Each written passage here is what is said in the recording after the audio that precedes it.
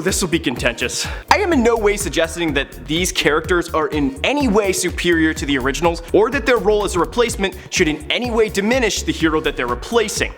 I am only suggesting that based on how these characters have been presented, they would be an appropriate fit for the role of that hero, and have demonstrated the skills necessary to fill it. Also, I know Connor did something similar to this last summer, but let's see if he and I think differently. Number 10. Scott Lang as Ant-Man. Despite technically being the second hero to wear the Ant-Man costume, Scott Lang is perhaps the most beloved. Although, some of that might stem from the original Ant-Man Hank Pym being kind of awful. There's something about slapping your wife that just doesn't scream endearing. Doesn't help the third Ant-Man is kind of a pervert too.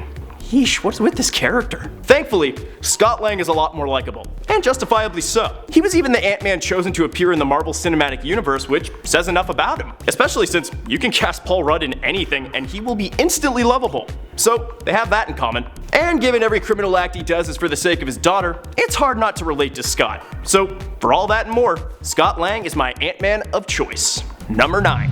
Dream of the Endless, Sandman. Admittedly, this version of the Sandman is not a conventional superhero, but Neil Gaiman's run of the character is well regarded as one of the most essential comics that everybody must read. The Sandman is a dark fantasy story centering around the Sandman, who also goes by the names Morpheus, Oneros, and many others. After being taken prisoner for 70 years, he escapes and exacts vengeance upon his captors. Combining aspects of horror and fantasy, we see Morpheus travel between his kingdom, the dreaming, and the waking world, the world humankind inhabits. And while the comic does take place in the DC universe, very few appearances are made by other DC characters. Instead, characters from Shakespeare's work, A Midsummer Night's Dream, and characters from the Bible appear prominently as part of this universe. Incidentally, the series Lucifer, whose titular character recently had a brief crossover during CW's Crisis on Infinite Earths event, actually originated from this series. So, given he inspired many derivative works and the series' high regard, I'm gonna go ahead and say that Neil Gaiman's reimagining of the Sandman is definitely the best replacement.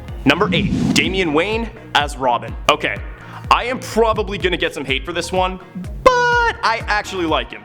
Hear me out. Yes, Damian Wayne starts off as a complete annoyance. He's smug, he's obnoxious, he's everything you hate about overconfident kids. But here's the thing, you're not supposed to like him. He's supposed to irritate you. He's supposed to make you mad. That way when his character develops and grows, you can actually see the journey that his character went on. And I feel that Damian Wayne has done that. Plus, with Stuart Allen's excellent portrayal of him in the DC animated movie universe, I'd say the character is definitely becoming a lot more fun to see. A good actor can really bring out the best in the worst characters. While I may not like who he was at the start, I definitely feel he's more than worthy of fighting alongside Batman. So, here's to a skilled, albeit arrogant, Robin. Number 7.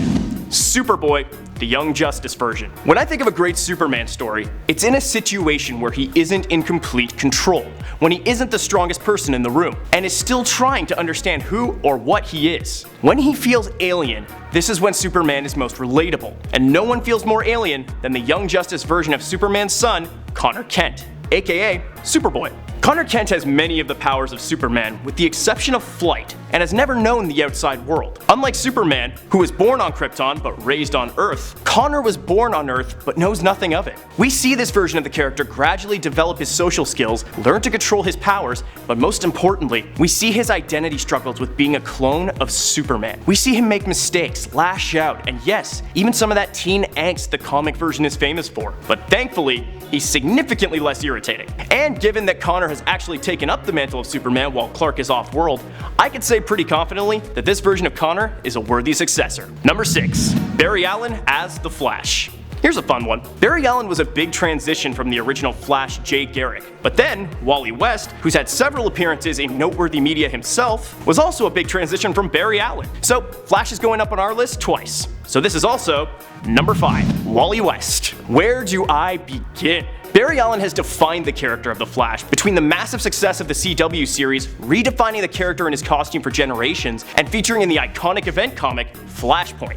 For many, Barry Allen is their Flash. And Wally West, he's appeared as the Flash in both Justice League and Justice League Unlimited, and appears as Kid Flash in both Young Justice and the CW Flash series. Both Barry and Wally in every adaptation bring something unique to the character, whether it be their skills, their fun personality, or even just their dynamic with each other. And given the sacrifices both have made for the sake of their respective Earths, I'd say that's enough for both Barry Allen and Wally West to be excellent successors to Jay Garrick. Number 4. KALDUR'AHM or Jackson Hyde as AQUALAD. Can you tell I'm a fan of Young Justice yet? KALDUR'AHM recently took up the role of Aquaman, a role he undoubtedly is worthy of, but before that, he was AQUALAD, a strong-willed, dedicated leader of the team who throughout the series demonstrates his willingness to do whatever is necessary for the sake of the mission. In the comics, Jackson Hyde has a different origin than Kaldur, but his appearance and role are inspired by him. Hey, kinda like Harley Quinn was taken from the cartoon.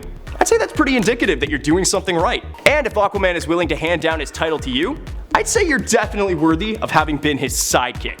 Well done, Kaldur. Number 3. Batman Beyond, Terry McGinnis. Oh, where do I begin? First off, to be able to follow the absolute landmark series that Batman the Animated Series was is an achievement on its own, but to take that series into the distant future, where Gotham City is a pseudo-cyberpunk dystopia, and introduce a new Batman who is initially at odds with a grumpy, aging Bruce Wayne is one heck of a note to open up on. The series focuses on our new Batman, Terry McGinnis, a far younger Batman who, much like Peter Parker, struggles to balance his personal life with his life as a hero. And really, that's all you need to know to make him instantly relatable. Oh, and this Batman can fly with rocket boots, which I mean, that's pretty cool. Why haven't they made a new game of this Batman yet? Oh well. Either way, Bruce Wayne seems to think he can do it, and he's a hard person to impress, so that's one more replacement for my list. Number 2. X-23 as Wolverine. Once again, we have a character who's actually already succeeded in taking the role from their predecessor. And really, given her near identical abilities and the success of the movie Logan, did you see it going any differently? X-23 is, as her name would suggest, the 23rd attempt to develop a female clone of Wolverine.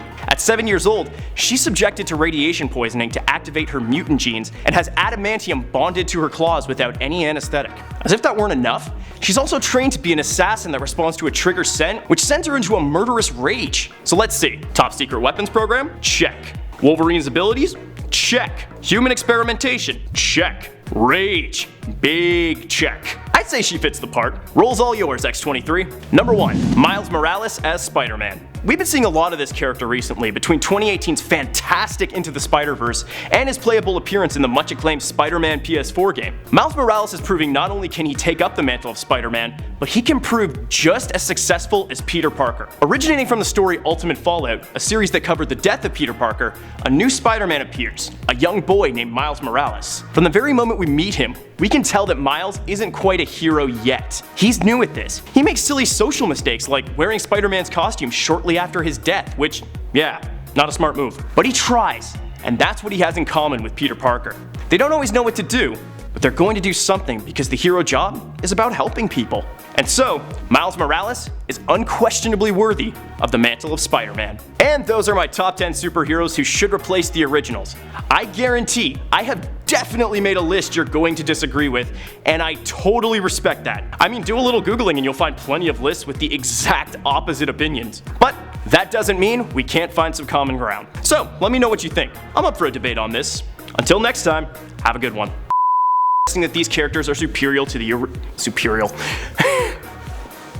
Just turn this into a GIF.